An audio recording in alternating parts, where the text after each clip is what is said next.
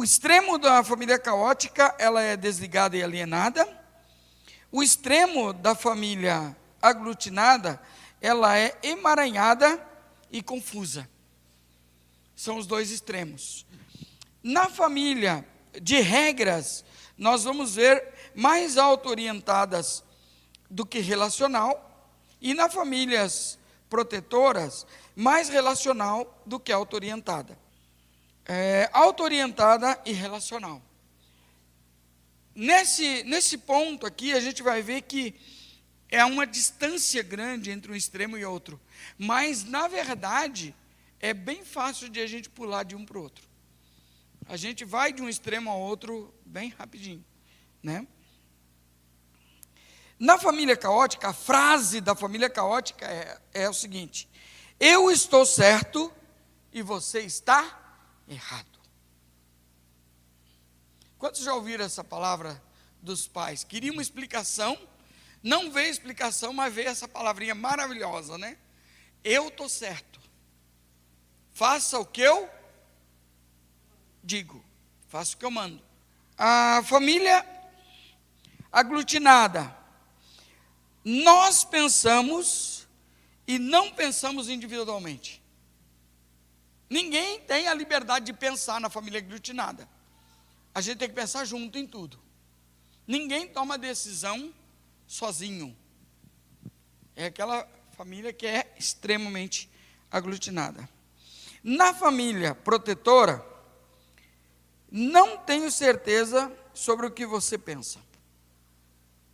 Essa é a família protetora. Não tenho certeza no que você pensa. E na família de regras, eu provavelmente estou certo. Porém, na família de vínculos, eu penso e você pensa.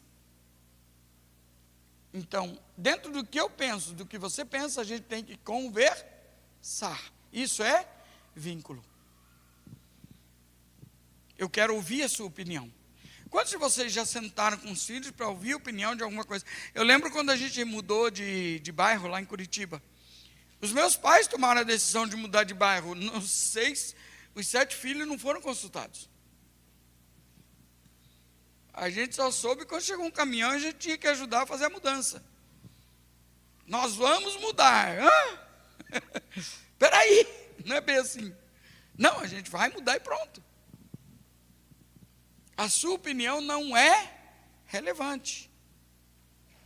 É isso e pronto, acabou, né? Então nós temos essas posições muito bem definidas em cada uma dessas famílias. A próxima família é a de vínculos. É isso? Isso. Na família de vínculos, gente,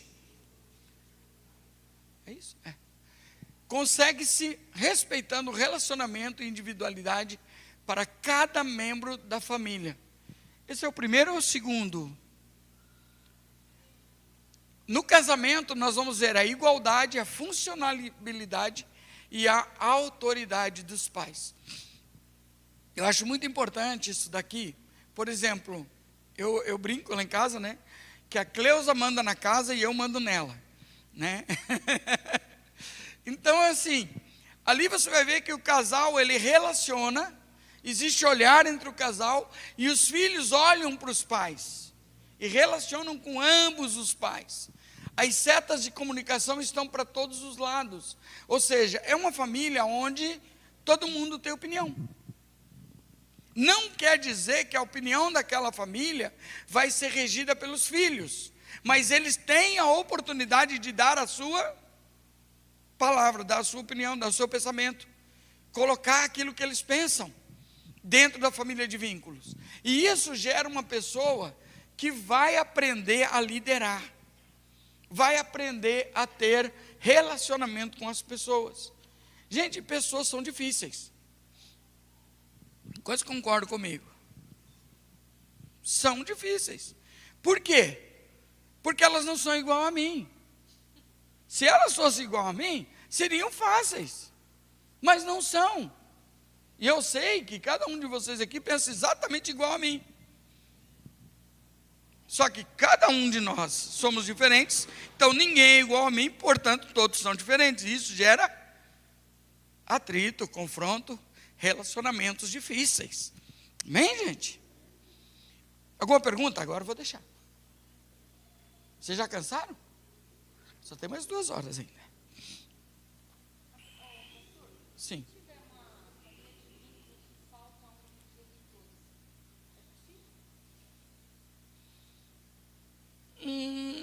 Ela, na verdade, vai se enquadrar, talvez, em um outro tipo de família. Quando falta um genitor, já tem uma deficiência na família. Tanto o pai como a mãe, quando faltou um dos dois, porque qual é o ideal? O ideal é os dois, entende? Lógico, uma mulher pode fazer, como é que eles chamam? Mãe. Pode também, claro. Muitas vezes, a gente quando trabalha no tema da paternidade, a gente trabalha muito nessa questão da imagem do pai substituto. Ou seja, aquela pessoa que vai substituir a imagem paterna para aquele filho que não tem um pai presente. Né? Porque às vezes o pai não está morto, não. Às vezes o pai está dentro de casa, porém ele não relaciona. Ele é anulado. E esse é um problema que a gente vai vendo aqui no decorrer do estudo. Então, na família de vínculos, nós respeitamos a individualidade e investimos em relacionamento. Gente, investir em relacionamento é caro. Sabia? É caro. Por quê? Para investir em relacionamento, a primeira coisa que vai me custar é o meu tempo. Não tem como eu investir em relacionamento se eu sou um workaholic, né? Que eu só trabalho, eu tenho 3 empregos, trabalho de manhã num, da tarde outro, na noite outro, eu não tenho relacionamento com os meus filhos, como é que eu vou ter vínculo? Como é que eu vou relacionar?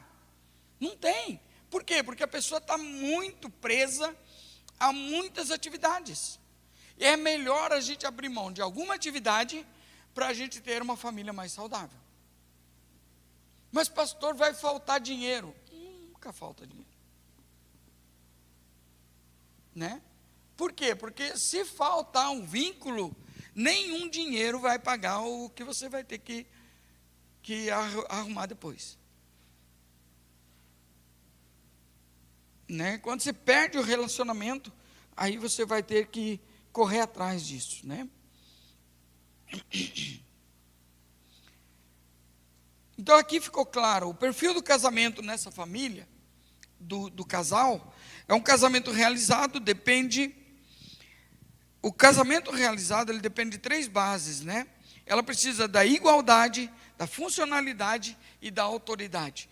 Essas 3 áreas têm que estar muito bem equilibradas nesse relacionamento. Ok, gente?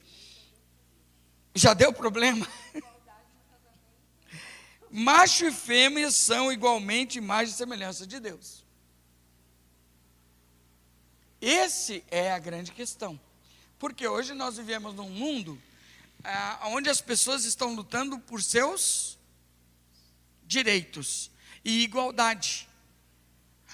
Agora, deixa eu perguntar uma coisa para vocês. Deus fez o homem igual à mulher? Não fez. E eu vou te dizer por que não fez. É fácil. Você pode pegar um bebê recém-nascido, entregar no braço de uma mulher e mandá-la caminhar. Ela vai caminhar 10 quilômetros com aquela criança no braço, sem cansar. Agora, dá uma criança recém-nascido para um homem, manda ele caminhar 10 quilômetros. Ele não caminha 3. Hã? Pega Uber. Não, se começar a chorar, daí já era.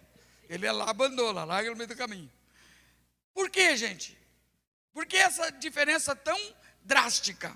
O homem não é mais forte que a mulher? Sim ou não? Sim. Mas qual é o tipo de força que o homem tem? Explosão. O homem tem força de explosão. E a mulher? Força de resistência. A mulher tem uma força de resistência que o homem não tem. Porém, as mulheres têm um senso de orientação intuitivo muito maior que os homens. Os homens não têm senso de orientação intuitivo. Os homens são racionais. Ah, pastor, lá em casa é diferente. Tá ok, existem exceções. Quais são as exceções? As exceções são, às vezes, um homem com uma alma feminina. Não é o que você está pensando, seu Marlon. Nem faz essa risadinha assim, discriminatória. É só alma. E tem mulheres com alma masculina.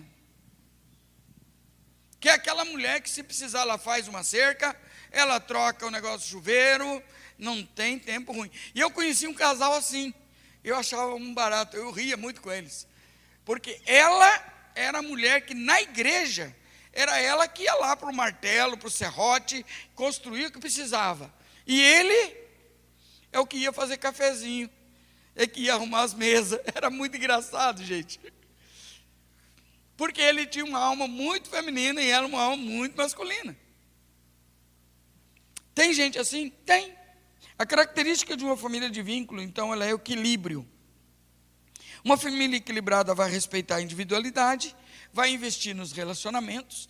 Os pais dessa família, eles trabalham juntos no comando da família. Não é um manda mais que o outro. E isso é importante, porque muitas famílias existe o desrespeito da autoridade. Já viu quando o marido desrespeita a esposa e vice-versa? Isso gera o quê? Uma ruptura do vínculo da família. E a gente precisa cuidar com isso. Por quê? Porque os dois têm a autoridade de Deus. Ok, gente? Tem fidelidade nessa família, os pais são fiéis, honram acima de tudo a aliança de casamento. Gente, aliança é uma coisa para ser honrada, a aliança é para a vida toda. Você fez uma promessa, é até que a morte você pare. Cumpra ela. Certo? Incentivo. Existe um ambiente de incentivo, pais encorajam os filhos para aprender e se desenvolver e serem melhores possíveis. Muitos pais, eles não incentivam os filhos, cobram o filho. Já viu isso? Se você passar de ano, eu te dou uma bicicleta. Se você não passar, você vai ainda apanhar. Isso não é incentivo, né? Isso não é incentivar o filho, né? Então nós precisamos entender isso. Você incentiva os seus filhos e eles vão crescer. Na família de vínculos temos reconciliação. Os membros estão bem uns com os outros. Não existe relacionamento quebrado e os problemas são naturalmente conversados quando eles ocorrem. Gente, se não tem problema, não procure ter. Você já viu gente que vive procurando problema? Não tem nenhum, mas a pessoa vai procurar um. Ela adora ter uma discussão, né?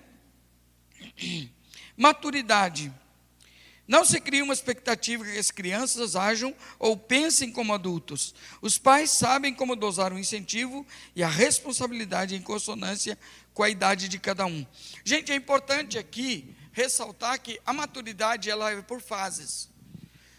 Nós somos dependentes, depois nós queremos ser independentes. É a fase da adolescência. Eu quero o meu espaço, eu quero que respeite o meu espaço, eu quero conquistar o meu espaço, eu quero quebrar tudo, mas eu quero ter o meu quarto, né? Aquela coisa. E depois vem a fase adulta. E qual que é a fase adulta? É de independência ou é de dependência? A fase adulta ela é interdependente. Quando eu sou maduro e adulto maduro, eu sei que eu preciso da outra pessoa. Eu sei que a outra pessoa, ela colabora na minha existência, ela colabora na família. Ela faz parte desse todo. Isso é maturidade. É saber que eu sozinho não tenho tudo, não sei tudo, não tenho todos os recursos. Mas juntos nós temos os recursos, nós temos o entendimento juntos. Vocês estão entendendo? Isso é trabalhar junto. Quando existe o vínculo, essa família, ela é invencível, ela é imparável, né? ela respeita cada um dos filhos, a diversidade de cada um deles e a sua personalidade. Essa diversidade é a diferença de personalidade e de menino e menina. Não é aquela outra diversidade, não estou falando sobre isso. Ok, gente? Hoje em dia, quando você fala em diversidade, você tem que explicar, né? Também nessa família, ela é referencial. Ou seja, ela inspira outras pessoas. Os filhos veem o bom exemplo dos pais. Gente, a pior coisa que tem, e eu acho que é pior mesmo, é aquela pessoa, eu já ministrei muitas pessoas assim, a pessoa foi criada na igreja, os pais eram da igreja, porém, o pai da igreja não era o pai de casa, a mãe da igreja não era a mãe de casa, eram pessoas diferentes, eram pessoas totalmente alienadas daquilo que eram na igreja. Gente, isso fere demais os filhos, certo? Isso fere demais, isso realmente faz um buraco na alma da pessoa, ok? Nessa família também tem disciplina, só que a disciplina ela é justa e amorosa, ou seja, e eu quero explicar isso aqui para você, você só pode disciplinar aquilo que você limitou. Se você colocou um limite, daí você pode disciplinar. Se você não colocou um limite, você não pode disciplinar, você pode orientar. Ou seja, quando acontece alguma coisa na família, e você não orientou aquela situação, e você ficou chocado, a maioria das pessoas pega o quê? Vou disciplinar essa atitude. Mas você não ensinou que aquela atitude era errada. Vocês estão entendendo? Eu já vi muitas pessoas que passaram por isso. Tipo assim, a pessoa foi disciplinada, mas ela não sabia o que estava acontecendo. Ela nunca foi ensinada. E foi uma questão até de abuso. Ela estava sendo abusada por uma pessoa, a mãe pegou ela sendo abusada e bateu nela. Mas a mãe nunca tinha orientado. Nunca tinha sentado e conversado. Nunca tinha colocado um limite. Vocês estão entendendo? Então nós temos que pôr os limites. É os pais que delimitam o espaço e as coisas que acontecem na vida dos filhos. Ok, gente? Gente, vamos para o intervalo e depois a gente volta.